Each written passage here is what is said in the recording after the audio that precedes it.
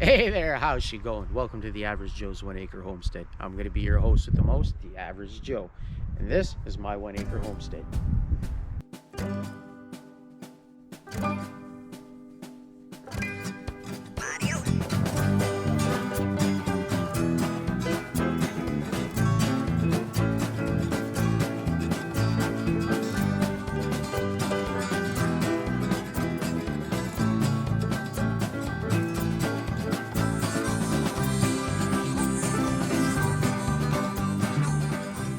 All right, so here we go. So basically I had just a quick little introductory video just to introduce the channel on my last one. So this one here, we're going to make it a little more in depth, and we're going to actually give you guys a tour of the 1 Acre Homestead here. Show you guys some of the stuff we got going on and what we got planned for the future here. So if that's something that interests you, then follow along with me here. Pretty much right behind me here, this is where we'll start our tour, because this is basically our first mission. When we bought the house and we got the property, I knew one of the first things I wanted was chickens. I've always wanted chickens my whole life, never had them, but I knew I always wanted some. You know, hey, they give you eggs, you don't gotta buy them. Nice. So really sustainable food here, really easy to take care of. So we got the chicken coop here, the hen house. So pretty much what you see behind me here is just an old shed that we had on the property that I wasn't really using, and I repurposed for a chicken coop. We'll talk a little bit more about that when we get into the chickens. But what I'll do today is I'll add little clips and stuff like that of some of the work that we did as we go along through the summer, because, well, I wasn't really planning on making a YouTube channel for this. Then whatever, one day I woke up, decided I was making a channel, and wish I would have had filmed the last year of everything I did. But I do have a few pictures and a few short video clips and stuff like that of some of the stuff we did, and we'll just add those in there as we go along. But basically, yeah, no, so this is a chicken coop. We'll talk a little bit more about the chicken coop and the chickens in another video, but for today we're just going to continue on the tour here. So if you guys want to follow me up this way. All right, so what you guys see behind me here was pretty much all overgrown, a lot of deadfall in there. So I did a lot of work. I cut out all the dead stuff first, got rid of that. Then I started taking out some of the older, deader trees, opened it up, and then we're just saving some select trees like maple trees. Nice. So let's go up in here and I'll show you guys some of the work that we did in here. All right, so here we are at the very back edge of the property, and I wanted to talk a little bit about this because this is where I eventually plan to have my bees. Yeah, so that's one plan that we have here in the future on the 1 Acre Homestead, is getting some bees going. I mean, who doesn't want a couple of beehives, right? I know I do. So I don't think it's going to happen this spring, because it's just a little too short notice, and you know, a lot of research needs to be done and some things need to be bought. And so I'm aiming for probably next year, in the spring of next year, to be ready and have everything ready to go.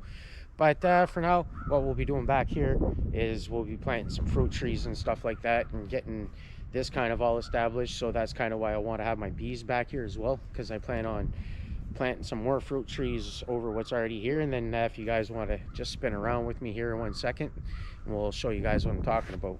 Okay, so up behind us here, what we have is an old apple tree. Now when we first came and looked at the place, it had some really nice apples on it. I tried one. They were actually pretty good apples, but the problem is with the tree is it's really old and it was really overgrown. Like, I'm talking like 40 to 50 feet tall maybe. They're like well, maybe closer to 40, but it was still pretty tall. So as you guys can see here, last spring what I did is down in the middle of the tree I lobbed down quite a big large chunk of it. So the plan is to cut down the big tall limbs where we can't reach the apples anymore, and get some new limbs growing on the bottom, and hopefully rejuvenate the tree and get some better apples on the bottom and be able to better take care of them that way. So that's another reason why I want to plant my fruit trees all back here, is you know, a few more dwarf apple trees, stuff like that, a couple varieties. You know, we'll have good pollination going on with all these apple trees around, and there are some other old apple trees along the property too. Some of them we're going to probably keep, some of them probably not, but we'll talk a little bit more about that one day when we start getting into these apple trees a little more. So that's basically it for the back lot here. We'll give you guys a little zoom around so you guys can see with what all we're all working with, but still got a lot of stuff to clear out here and get ready for the spring. But it's a slow process, and you know, we got time, so why try to do it all in a day, right? So yeah, we'll give you guys a little zoom around here, and then we'll head on down and show you some of the other stuff we got going on.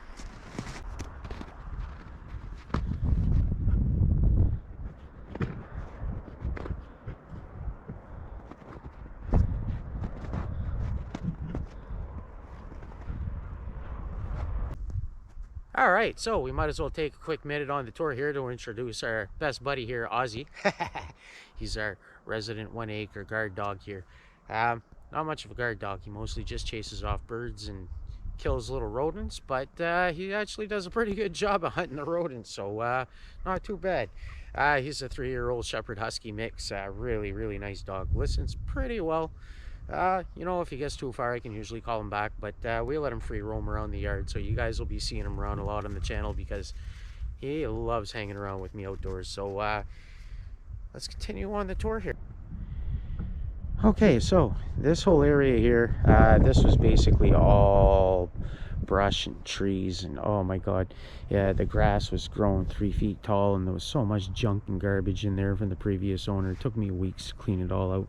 Like, I'm talking like 200-300 pound cast iron bat tubs, all kinds of stuff. So basically what you see there is what started all this growing stuff for me many years back. Good old MJ plants. And then behind there is where I started my compost piles. We'll be talking more about those in future videos, but for now, this is mostly what we got going on back here. Getting this all cleared out, starting an area for compost and stuff like that. And then right beside it here, obviously you can't see, so use your imagination, but under the snow there's a nice little rhubarb patch there that I planted last spring.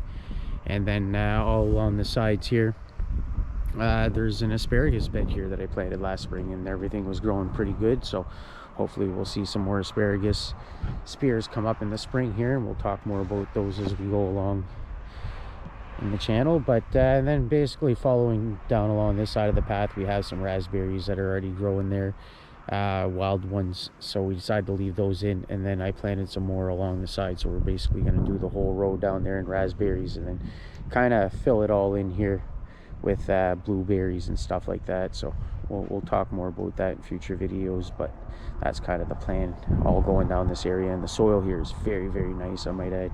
You dig into it very easily, and it's very nice soil.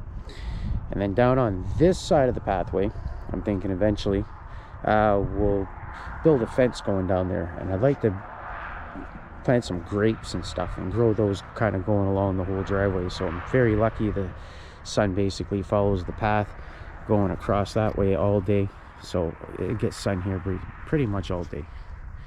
So let's continue on, and we got a little more stuff to show you guys here and talk about. Okay, so there's basically this pile of snow behind me here. This is going to be my strawberry bed. Well, it is my strawberry bed actually. So this is where the old chicken coop shed used to be. When we moved out, we filled it in, and then I planted some June berries and everberries kind of going up along here. And then in the fall, I took all of the runners, I transplanted those into the other side of the bed, hopefully get it nice and full. We'll see how that all comes up in the spring here, but fingers crossed. But that's basically what's going on in this area, a big giant strawberry bed. So I want to plant things, a lot of things that kind of continuously regenerate themselves, right? So we don't have to continuously plant things and buy things for that. So that's the plan here. So let's continue on. We'll show you guys the area for the main garden, and then we'll finish the tour off around the other end of the house. Okay, so basically what you're looking at here is an old established garden that was already here. It's about 25 by 40 feet, so quite a bit of room. We planted in it last year. Soil was a bit depleted, so we're gonna have to do some work in there, but we'll eventually get her up to par. We did not too bad with what we had to work with, but we got some plans for that this year. But nothing really to show you guys there, so we'll just add some pictures as we go along here. Okay, so around to the front here, here's another project that we started on last summer. Basically a pond for the front yard. So I have a koi fish and some goldfish. They used to live in a little pond, and now I want them to live in a little bit bigger pond, and we're gonna do something pretty nice here. So you guys are probably gonna see some of that content coming up here, some of this pond work and what we do for that. So definitely gonna be some bonus content there. But keep going around this way. So down around the front of the yard, what I had originally thought I was going to do was grow my blueberry bushes here. And now I'm thinking probably not the best area, and I probably want them out back. So we're probably going to transplant these, but for now these are 2 high bush blueberries. And we'll just continue on here because there ain't a whole lot going to happen in the front yard besides a pond. So down along the driveway and on the front of the yard, if you notice, there's a few nice big maple trees. So we're actually probably going to tap those for this spring and try to get some maple syrup out of them. But we'll see anyways.